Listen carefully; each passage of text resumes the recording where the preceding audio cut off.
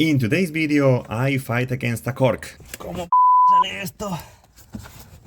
I hit myself several times, and there is something trapped.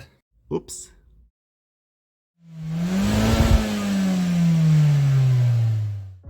Hello everyone and welcome to my channel DGL Auto Service. In today's video I am doing the annual maintenance on my Opel Corsa OPC Nürburgring Edition. You may know it as a Vauxhall Corsa VXR. It has about 50,000 miles, although in the last year it barely drove 2,000 miles. The service must be done. As the manual says, it has to be performed every 20,000 miles or every year, whatever happens first. What I'm doing today is changing the engine oil and filter, the gearbox oil and the brake fluid. I will also change the light bulbs on the front for LED bulbs and some other that needs to be changed. First thing to do obviously is opening the hood. I lift the oil dipstick and open the filler cap.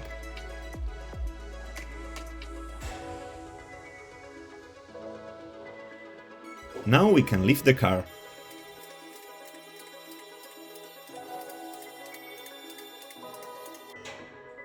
Here is the oil drain plug. I have to loosen the plug with a 45 Torx wrench, this time luckily without making a mess.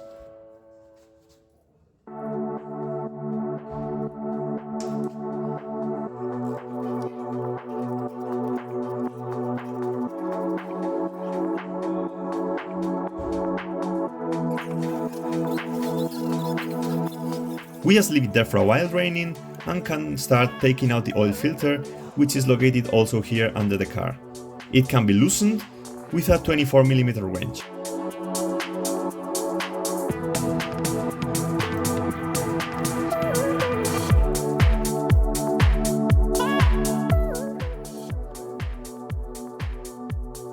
There was still a bit of oil inside it. We leave it also draining and go to the work table to prepare the new filter. I clean the filter cap and remove the O-ring, as with the new filter there comes also a new O-ring.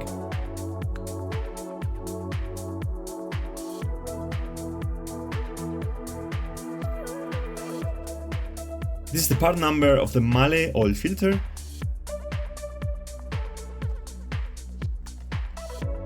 And here is the new filter and the new O-ring.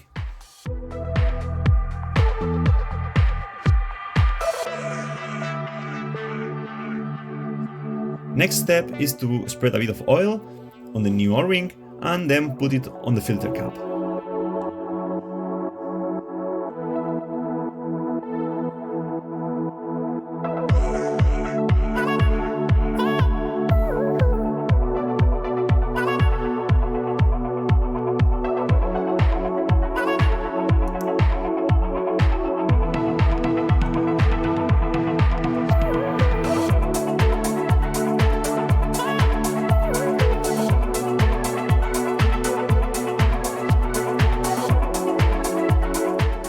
Before mounting the new filter, I clean the filter housing.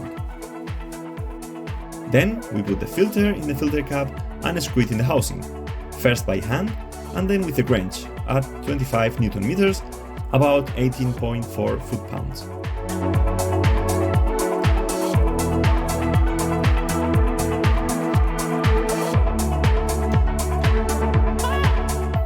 Finally, the new drain plug can be screwed in. As you can see, it comes with a new O-ring. Just like before, first by hand and then with the wrench at 14 Newton meters, about 10.3 foot-pounds.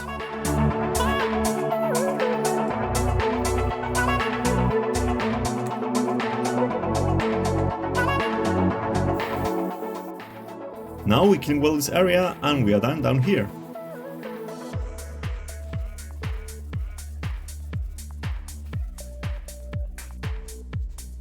It's time to fill the engine with new oil.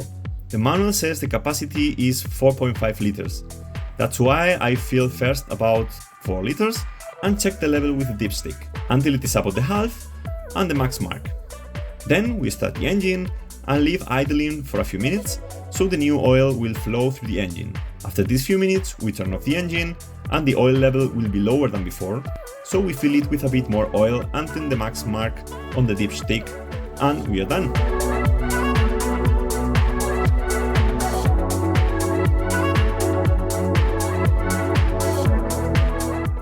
As I already explained on the presentation of the Corsa, here you have the link to the video, this car is a limited edition which is equipped, between other things, with a limited slip differential mounted inside the gearbox. That's why in Opel Vauxhall decided to add the change of the gearbox oil in every annual maintenance or every 20,000 miles, whatever happens first.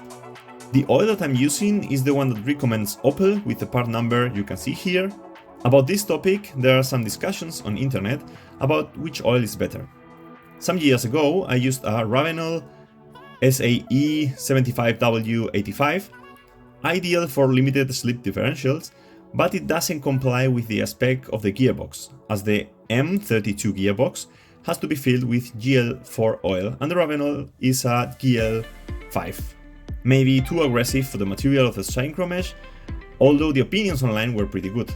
For my specific case, where I drive about 2000 miles per year and don't drive usually on the track, I decided a couple years ago to go back to the original Opel gearbox oil, and I didn't notice a big difference with the Vauxhall. After this explanation, let's get the job done. We lift the car again, and here we see the gearbox drain plug. The space for the wrench is a little tight, but I finally succeed in loosening the drain plug and draining the oil.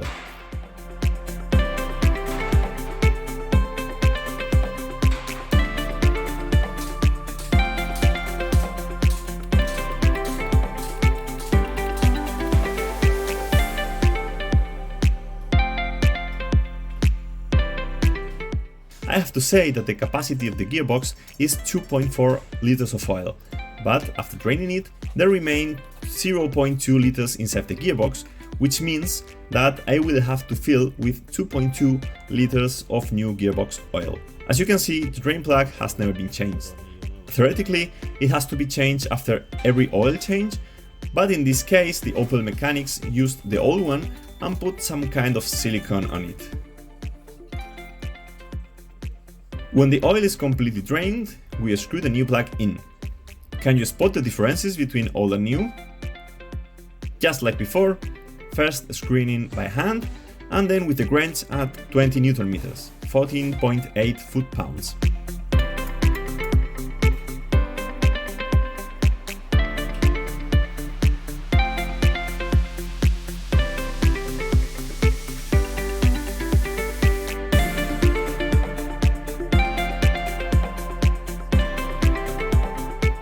It's time to get the car on the ground and go to the engine bay to fill the gearbox with new oil.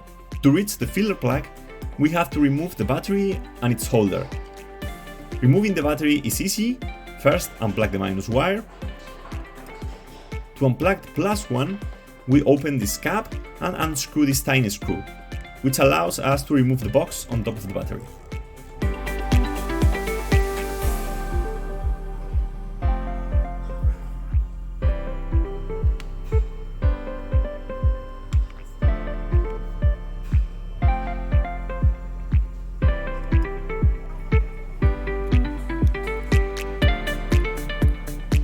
Now the plus wire can be easily unplugged.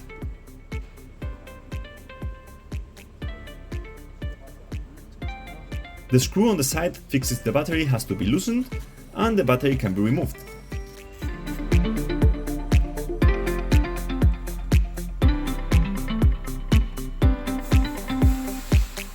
It is really heavy. Next step is to remove the battery holder. First thing I do is unplug this wire close to the engine.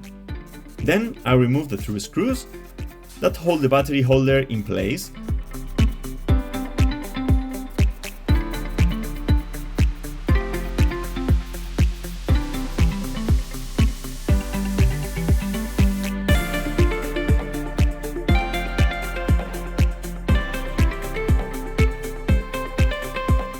And finally, I have enough place to unplug the other 2 wires attached to the holder.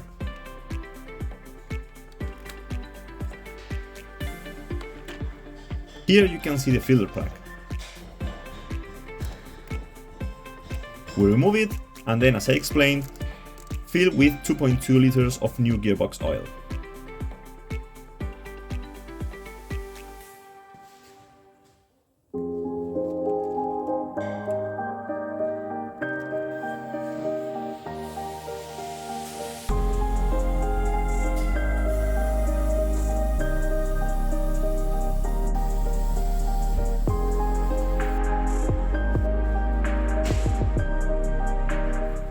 There you have, the old and the new one. I couldn't find the new one with the Opel part number, so I bought the left one, and it fits perfectly. It comes even with a washer to improve the sealing. Time to screw it in by hand and with a wrench at 30 Newton meters, about 22 foot-pounds. We have of course to put everything back in place.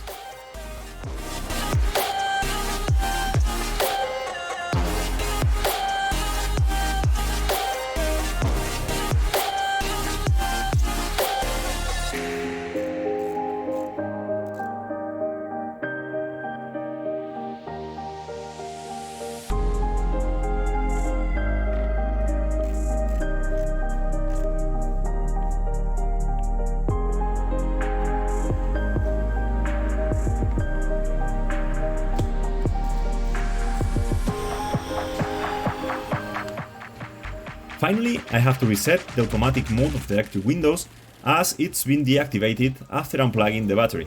To activate it again, lift the window completely and then pull again the trigger and keep pulling for a few seconds.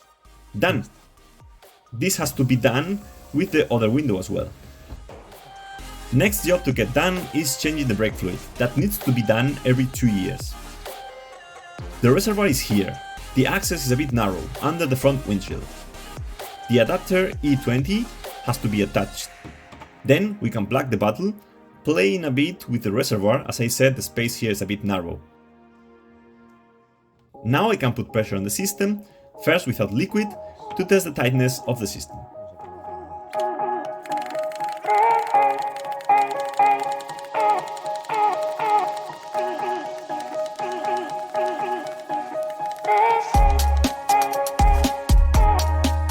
After a few minutes, the system retains the pressure, so I can release the pressure inside and fill the bottle with new brake fluid. In this case, it is a .4 from ATE.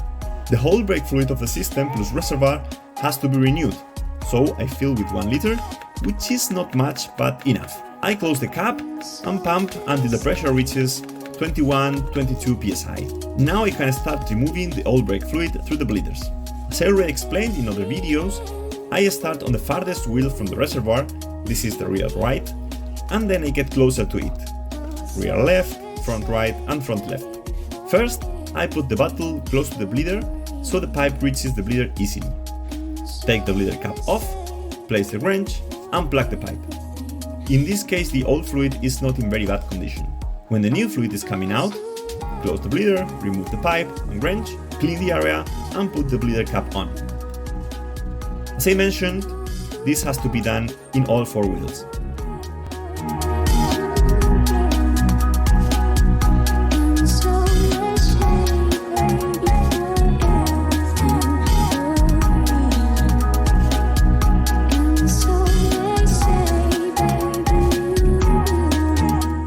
The front calipers are Brembo and they have 2 bleeders, so I first bleed the outer one and then the inner one.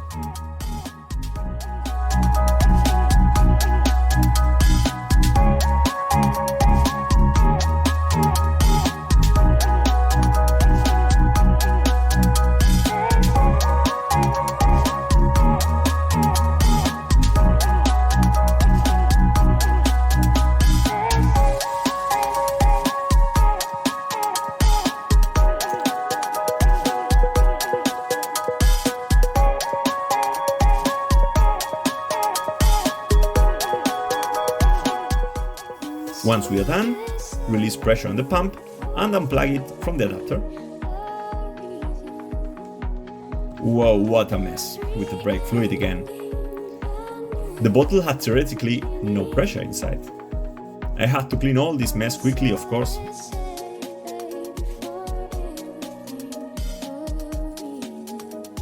Now it's time to remove the adapter carefully, using some paper or cloths under the reservoir, because the fluid is close to the top.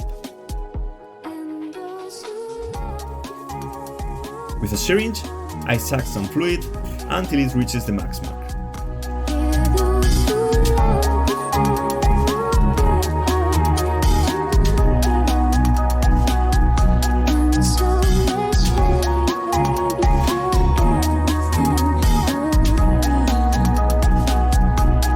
Now that we are finally entering the spring season, I mount the summer set of tires.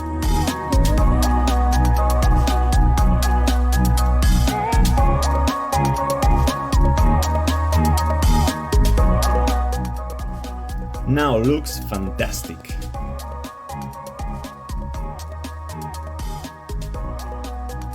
As you can see, these old school halogen light bulbs look a bit too old, so I am showing you a mod that I have always wanted to do. It turns out that this generation D of Corsa with the AFL headlights, which are turning with the steering, are not really bright at night, and they are equipped with a very rare kind of light bulb, H9B. It is so rare that only the original Osram light bulbs are available, despite some other random brands.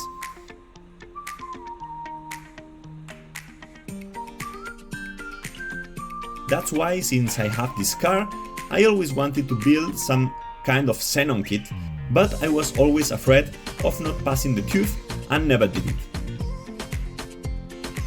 Until a few months ago, I found these LED bulbs and bought them. After checking off camera that they fit and work in the headlights, I will show you how to mount them. It is not difficult, but reaching the rear side on each headlight is a bit different. As I was going to mount LED bulbs for the main lights, I also bought LED bulbs for the daytime running lights, although it will not turn out as planned. Let's go! I start with the driver's side headlight, removing first the DRL bulb, which comes out by turning it a quarter of a turn. Here you have the LED bulb. Old gets out, new gets in. LED is a bit longer, so you have to play a bit to get it in place, but it fits. Now it's time for the main light bulb. First, I have to gain some space, so I remove the cover of the fuse box. It is just clipped to the box. It can't be seen from this angle, you will see it on the passenger side headlight, but you just have to release the metallic clip, which fixes the cover, and then it can be removed. Then, by turning a quarter of a turn, the light bulb comes out. Here you have the halogen lamp and the LED one. To mount it is very easy, just putting it back in place and turning back a quarter of a turn. Don't forget to put back the cover of the headlight and the fuse box.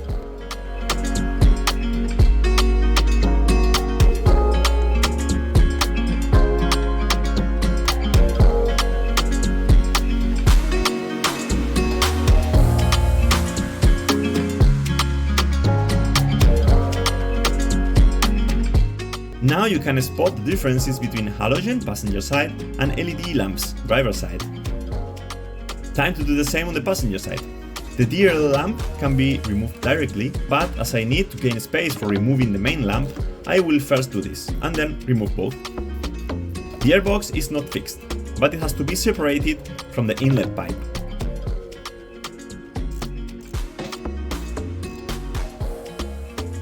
Unscrew the clamp and pull it out.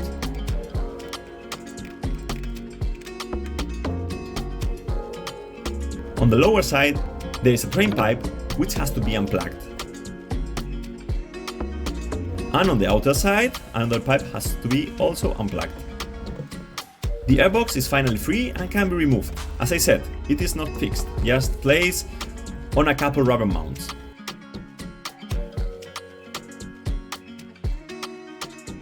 Just like before, the old daylight lamp is removed and the new one mounted.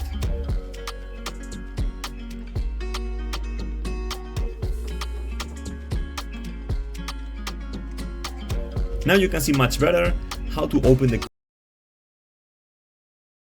released and the cover comes out. As before, is released turning 1/4 of a turn.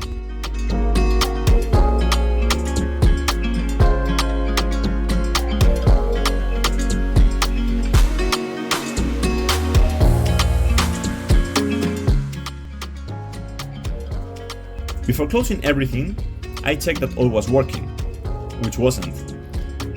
The daylight lamp on the passenger side was not working, so I decided to exchange both sides and see what happens. When I tried to pull the daylight lamp on the driver's side, it fell down inside the headlight. Me cago en la puta. Cógela ahora si tienes cojones. I don't know if you spot something strange, but as you can see, oops, an LED lamp. Luckily, I didn't have to disassemble the whole headlight. A friend of mine came to rescue me with this kind of tweezers and we could fix the lamp. The main reason for that is that the fitting of the halogen bulbs was very tight in comparison to the LED ones, so I have decided not to mount the LED and I bought some halogen xenon bulbs for these daytime lights.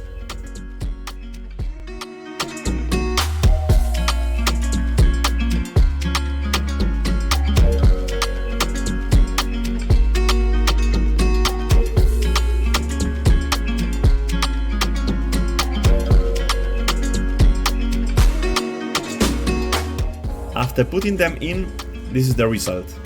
I have to buy another set of LED lamps for the DRL as the color is far away from matching with the main lights.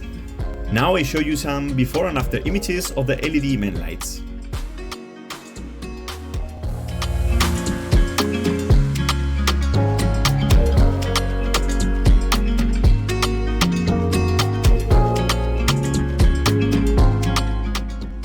What a change!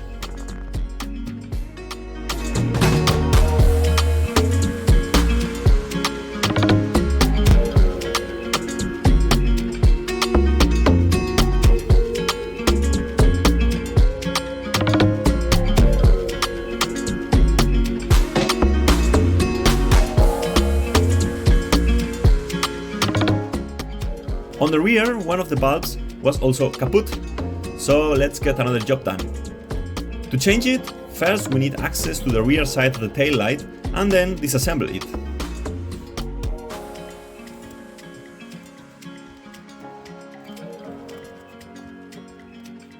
This part has to be removed. Theoretically, it should be pulled out. ¿Cómo sale esto? Esto es una hombre. After fighting with it for a while, I managed to take it out, damaging it. What a wonderful design. Now there is plenty of space. The taillight is attached to the car with these two nuts. After loosening them and unplug the connector, the taillight can be removed.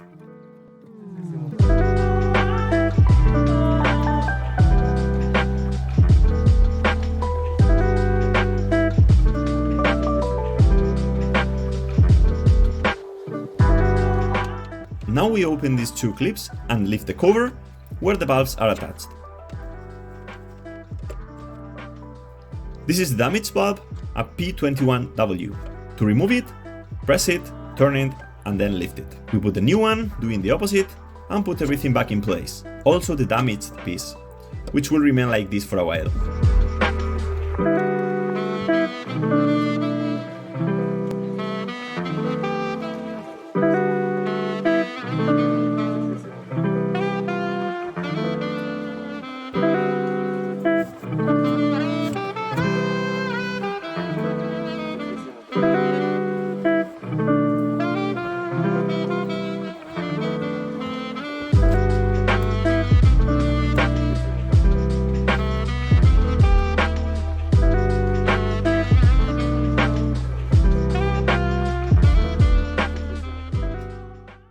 As I showed you in the video of the Audi, I have some cool license plate holders with the logo of the channel.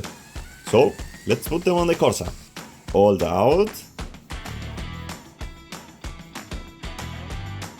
And new in.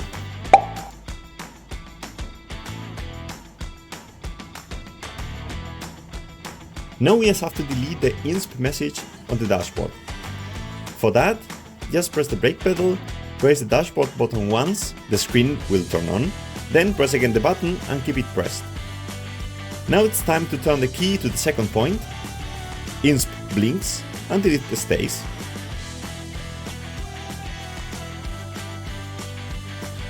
Then, button and brake pedal can be released and done.